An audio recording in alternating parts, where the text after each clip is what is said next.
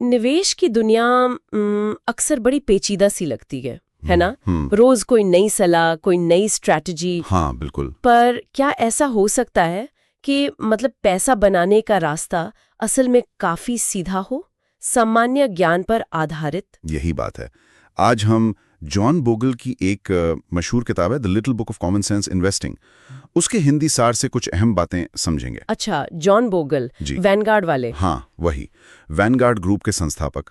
उनका पूरा जोर इसी बात पर था कि निवेश को आम लोगों के लिए आसान बनाया जाए, मतलब सिंपल रखा जाए। तो फिर आज हम क्या समझने वाले हैं, मतलब हमारा मकसद क्या है? मकसद है बोगल के जो मुख्य सिद्धांत हैं उन्हें समझना, कैसे बिना ज्यादा तामझाम के एक स्थिर तरीके से पैसा बनाया जा सकता। और सबसे बड़ा सवाल शायद यही है कि क्या हमें बाजार को हराने की कोशिश करनी भी चाहिए या बस साथ चलना बेहतर है? बिल्कुल, और यहीं पर बोगल का सबसे पहला और शायद सबसे अहम विचार आता है। क्या है वो? उनका साफ कहना था, और आंकड़े भी यही दिखाते हैं, कि ज्यादातर पेशेवर निवेशक भी, मतलब फंड मैनेजर्स वगैरह, वो भी लंबे समय में बाजार के औसत रिटर्न को पीछे नहीं छोड़ पाते। सच में? मतलब एक्सपर्ट्स भी नहीं? हाँ, ज्यादातर नहीं।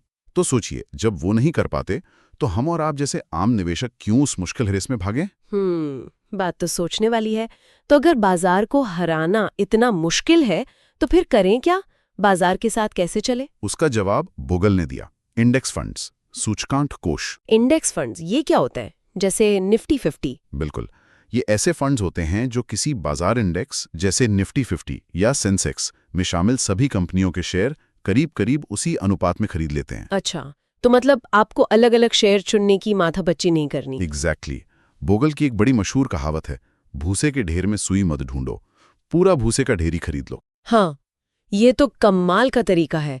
मतलब एक तीर से कई निशाने, एक ही निवेश और देश की टॉप कंपनियों में हिस्सेदारी। हाँ, और क्योंकि ये सिंपल है इसलिए सस्ता भी है। सस्ता? वो कैसे? ये बोगल का दूसरा सिद्धांत है क्या, कम फीस वाला? आपने बिल्कुल सही पकड़ा। देखिए, जो एक्टिव फंड मैनेजर होते हैं, जो लगातार शेयर चुनते हैं, खरीदते बेचते हैं, हाँ। वो इस काम के लिए अच्छी खासी फीस लेते हैं। पर जैसा हमने कहा, गारंटी तो है नहीं कि वो ज्यादा रिटर्न कमा कर देंगे। सही बात है। वहीं इंडेक्स फंड को क्या करना है? बस इंडेक्स की नकल। कोई महंगी रिसर्च टीम नहीं, कोई रोज रोज की खरीद फरोख्त नहीं, इसलिए इनकी फीस बहुत बहुत कम होती है। और ये छोटी सी दिखने वाली फीस लंबे समय में कितना बड़ा असर डालती होगी, है ना? हम शायद इस पर ध्यान ही नहीं देते। बिल्कुल। बोगल कहते थे, निवेश में आपको वो मिलता है जिसके लिए आप भुगतान नहीं करते। वाह, मतलब कम लागत ही आपका मुनाफा बढ़ा रही है। हाँ, सोचिए, अगर कोई फंड सिर्फ 1% सालाना ज्यादा फीस ले रहा है तो 20 या 30 साल में वो आपकी कुल जमा पूंजी का एक बहुत बड़ा हिस्सा कम कर सकता है। लाखों का फर्क पड़ सकता है। अरे, सिर्फ 1% से इतना? ये तो ध्यान रखने वाली बात है। अच्छा, तो हमने समझ लिया कि क्या खरीदना है, इंडेक्स फंड्स, और लागत कम रखनी है। लेकिन बोगल का तीसरा सबक, वो शायद अपनाने में सबसे मुश्किल है। कौन सा? बाजार में टिके रहना, मतलब टाइमिंग की कोशिश न करना। हाँ, ये भावनात्मक रूप से काफी चुनौतीपूर्ण हो सकता है। देखिए, बाजार कब ऊपर जाएगा, कब गिरेगा, ये कोई नहीं जानता। कोई भी नहीं। सही। जो लोग सोचते हैं कि वो सही टाइम पर पैसा डालेंगे और सही टाइम पर निकाल लेंगे, वो अक्सर, मतलब ज्यादातर, या तो बॉटम मिस कर देते हैं या टॉप, नुकसान उठाते हैं। तो बोगल का सीधा मंत्र था, रास्ते पर बने रहो, स्टे द कोर्स। मतलब एक बार आपने सोच समझ कर निवेश कर दिया तो फिर लंबी अवधि के लिए, मान लीजिए 15-20 साल या उससे भी ज्यादा, उसमें बने रहिए। रोज रोज के उतार चढ़ाव से घबराइए मत। सुनने में तो आसान लगता है, पर जब बाजार मान लीजिए 20-30% गिर जाए तब शांत रहना और बेचना नहीं, ये तो बहुत मुश्किल होता होगा। होता है, बिल्कुल होता है। यहीं पर धैर्य और अनुशासन, डिसिप्लिन काम आता है। ये समझना जरूरी है कि गिरावट बाजार का हिस्सा है, वो आएगी और जाएगी। और लंबे समय तक टिके रहने का फायदा? सबसे बड़ा फायदा कंपाउंडिंग, चक्रवृद्धि ब्याज की ताकत। अच्छा, वो आइंस्टीन वाला 8वां अजूबा। हाँ, कुछ वैसा ही समझ लीजिए। जब आप लंबे समय तक निवेशित रहते हैं तो आपके रिटर्न पर भी रिटर्न बनता है, और फिर उस रिटर्न पर भी रिटर्न।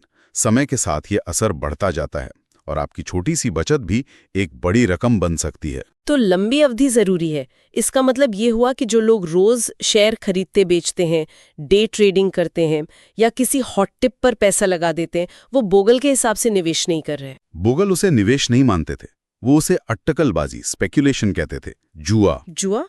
इतना सख्त शब्द?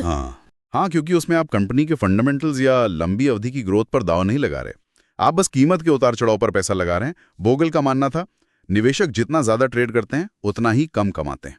क्यों? एक तो हर ट्रेड पर कॉस्ट लगती है, ब्रोकरेज, टैक्स वगैरह। दूसरा, आप भावनाओं में बहकर गलत फैसले ले सकते हैं। तेजी देखकर खरीद लिया, गिरावट देखकर डरकर बेच दिया। हाँ, ये तो होता है। इसलिए वो चाहते थे धीमी और स्थिर चाल वाला निवेशक ही रेस जीतता है। कछुआ खरगोश वाली कहानी याद है? हाँ, बिल्कुल। तो ये हो गया चौथा सबक, और आखिरी पांचवा सबक क्या था? भावनाएं और डाइवर्सिफिकेशन। बिल्कुल, भावनाओं पर काबू रखना। बाजार गिरे तो डरना नहीं, चढ़े तो ज्यादा लालच नहीं करना। ये कहना आसान है, करना मुश्किल है। सही। बोगल ने कहा भी है कि सफल निवेश बुद्धिमानी से ज्यादा आपके व्यवहार पर निर्भर करता है। It's about behaviour, not brains. और इसमें इंडेक्स फंड कैसे मदद करते हैं? वो डाइवर्सिफिकेशन देते हैं, विविधता। जब आप एक निफ्टी 50 इंडेक्स फंड खरीदते हैं तो आप एक साथ 50 अलग अलग कंपनियों में पैसा लगा रहे हैं। अच्छा, हाँ। तो अगर कोई एक दो कंपनी अच्छा नहीं भी करती हैं तो आपके पूरे निवेश पर उतना असर नहीं पड़ता। ये अपने आप में रिस्क कम करता है, और जब रिस्क कम लगता है तो डर भी कम लगता है, और आप आसानी से रास्ते पर बने रह पाते हैं। समझ गई।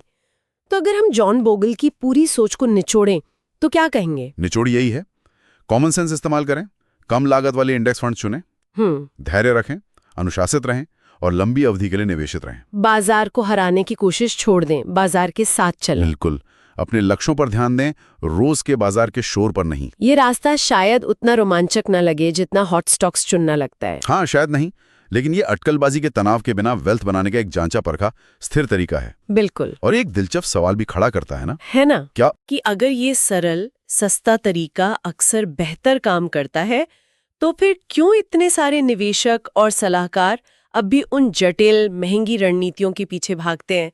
उनमें ऐसा क्या आकर्षण है? इस पर